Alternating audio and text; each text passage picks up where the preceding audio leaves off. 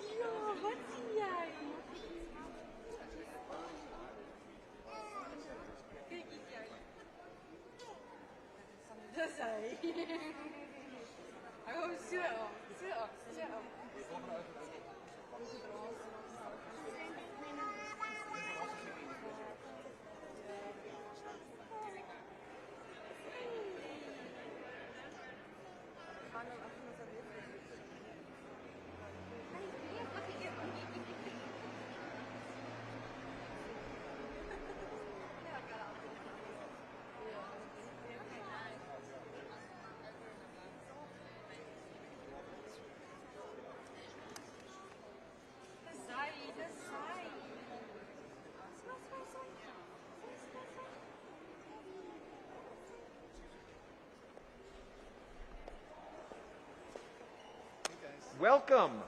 Welcome to the United States of America. It is such an honor for us to receive you here today. This is the land of the free, and we know that all of you have faced... I'm Chris Landau. First of all, let me introduce myself. I'm the Deputy Secretary of State of the United States. This is my friend Troy Edgar. Yeah, I'm the Deputy Secretary of Homeland Security. And again, welcome. So great to have you guys here. I know you've gone through a long flight. I cannot believe there are babies and children who are actually so well behaved. This is much better than mine are. So bless you for that. And, you know, I think It's so happy. It makes me so happy to see you with our flag in your hands, and that flag symbolizes liberty for so many of us. Many of us, our families, have had a journey not that different from the journey that you are embarking on today. My own father was born in Europe and had to leave his country when Hitler came in the 1930s, and made his way to South America first and then eventually to the United States. So he is an immigrant who actually, was able to benefit from the many blessings of this country. And one of the reasons that I really wanted to go and work for the government is because I wanted to give back to this country that really brought freedom to my family and allowed us to escape a very difficult situation in another country. So, I know that this is going to be, any adjustment in life, any change takes a while to get used to. But I want you all to know that you are really welcome here, and that we respect what you have had to deal with these last few years. We respect the long tradition of your people and what you have accomplished over the years. And I am sure that you will be successful. As you know, a lot of you, I think, are farmers, right? When you have quality seeds, you can put them in foreign soil and they will blossom, they will bloom.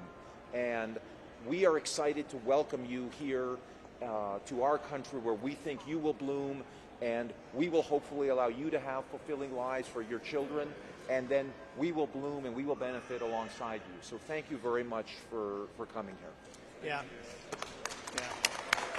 Yeah, I'd like to add, again, on behalf of President Trump, Secretary Noem, we're just so grateful that you guys are here.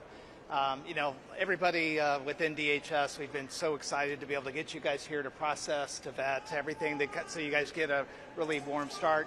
After all I was tracking your flight, 12 hours that you were last night. I'm like, oh my God. So thank you for just the patience of being able to get here.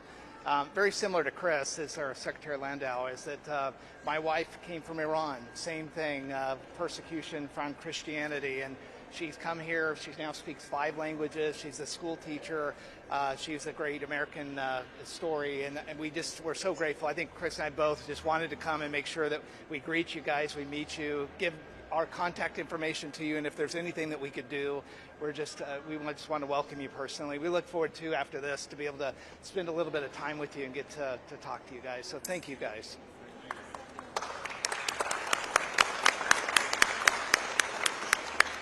I think, and I hope, and I trust that you will find that the American people have very open hearts, that we are a very receptive, we're a very friendly, welcoming people. And, today is the first day of your American.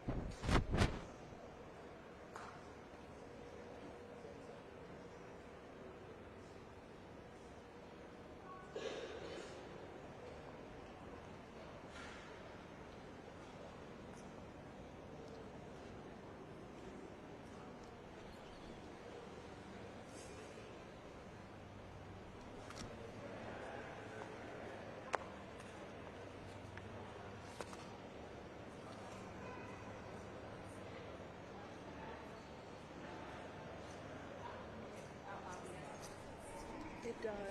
It's truly amazing. One pocket for each one.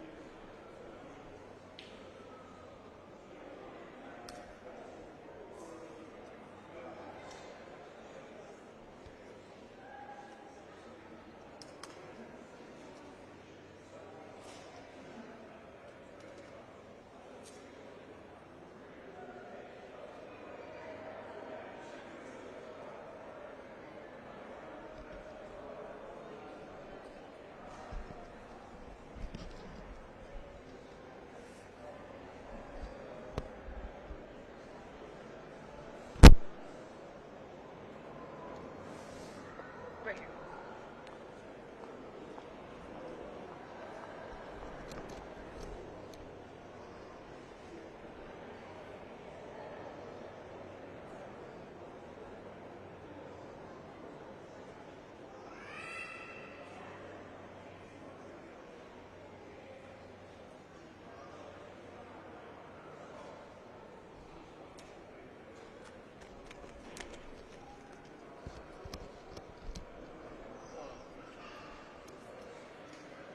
Should be good.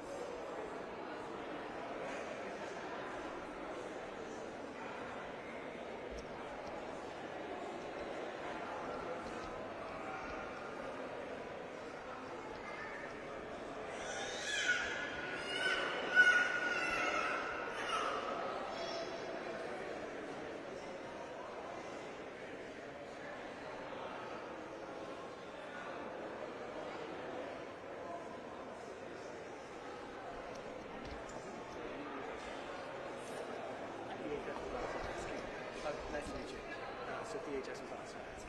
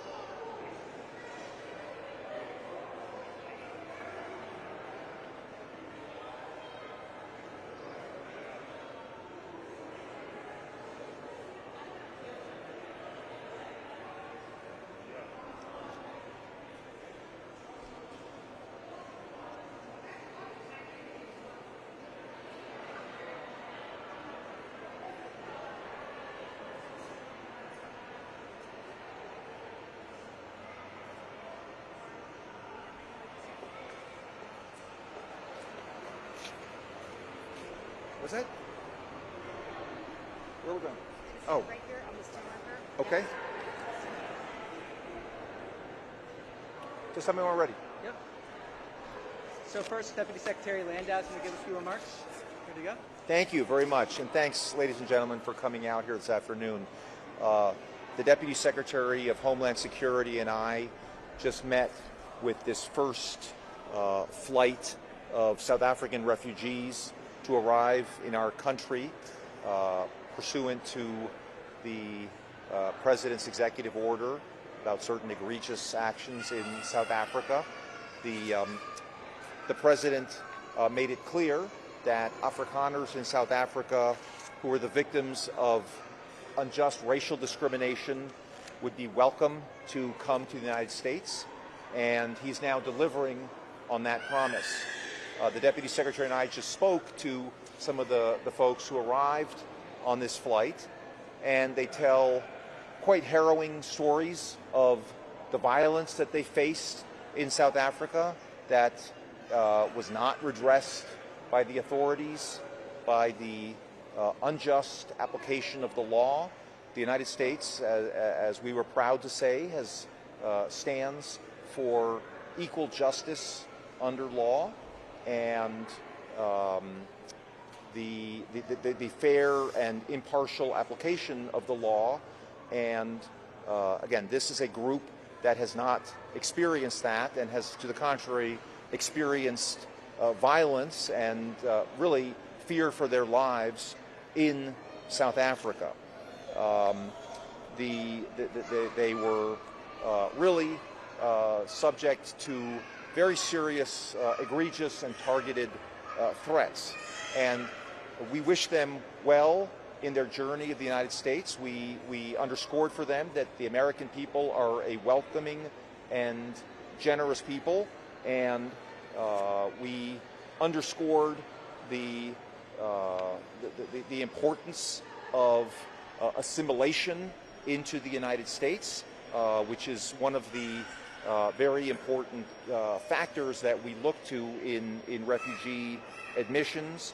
And through this resettlement program for these folks who were vetted in South Africa, and we're sending a clear message that the United States really rejects the egregious persecution of people on the basis of race in South Africa, and we welcome these people to the United States and to a new future. Thank you very much. Yeah. Good afternoon. I'm Deputy Secretary Troy Edgar.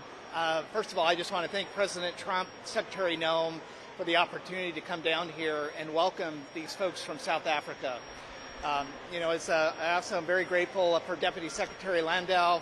We do a lot of work together to try to further the objectives of the president, and this has been a very important day. It was great to greet these folks that came in, to hear their stories, to hear what they've been through.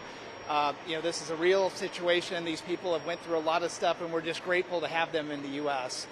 As many of us know, the United States has a long history of bringing people over. My wife was an Iranian, came over during the regime change in the 70s, and she's now here, speaks 5 languages, a school teacher. We think the American dream is possible for these South Africans. We're super excited for them, and Deputy Secretary and myself have given these people our personal information and said anything we could do to help them be successful. We just want to wish them the best. We thank you guys for coming down here and celebrating this with us. Thank you. A couple questions. First, Breitbart. Hi, thank you for your time. What are some examples of racial discrimination or attacks that initially caught the eye of the Trump administration, and is there a pathway to American citizenship for these refugees? Sure. Well, thank you for that question. I think if you look at the executive order that the president issued back on February 7th of this year, it talks about the terrible expropriation act that was enacted last year in South Africa that allows for the expropriation without compensation of farmland. A fair number of these refugees were farmers who've farmed this particular land for generations and now face the threat not only of expropriation but also of direct violence. We had a chance to speak to them about many of these folks have experience with threatening invasions of their homes, their farms, and a real lack of interest or success of the government in doing anything about this situation, as well, obviously, as several very vociferous South African politicians repeating things like kill the Boer, kill the Afrikaner, and these people have been living under a shadow of violence and terror for some time now. Thank you. And now BBC.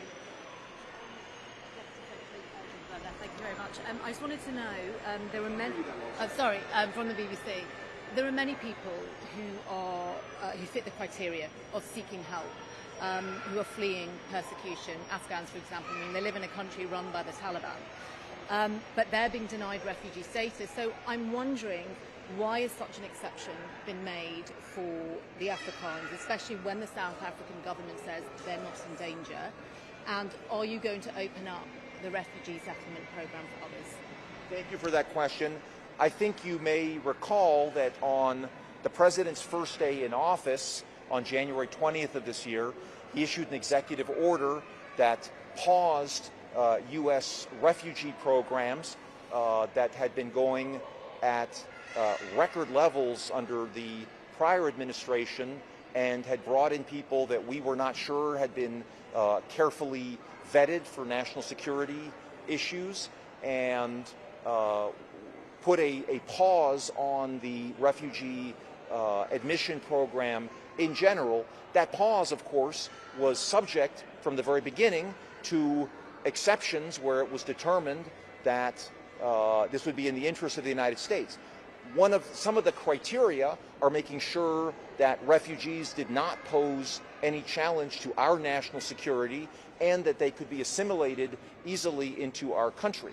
So the president on February 7th issued an executive order about the egregious conditions in South Africa, and all of these folks who have just come in today have been carefully vetted pursuant to our refugee standards, and whether or not the broader refugee programs for other people around the world will be lifted is still an ongoing consideration. But again, the president has recognized the dire situation of this particular group of people, and again, they went through the process. It is not surprising, unfortunately, that a country from which refugees come does not concede that they are refugees, and unfortunately, the South African government has not done what we feel is appropriate to guarantee the rights of these citizens to live in peace with their fellow South Africans, which is why, under our domestic law, they were given refugee status. Thank you very much. All right, thank you. Thank you very much. How many You can people have this one. have come? How many people have been brought over? Release the number.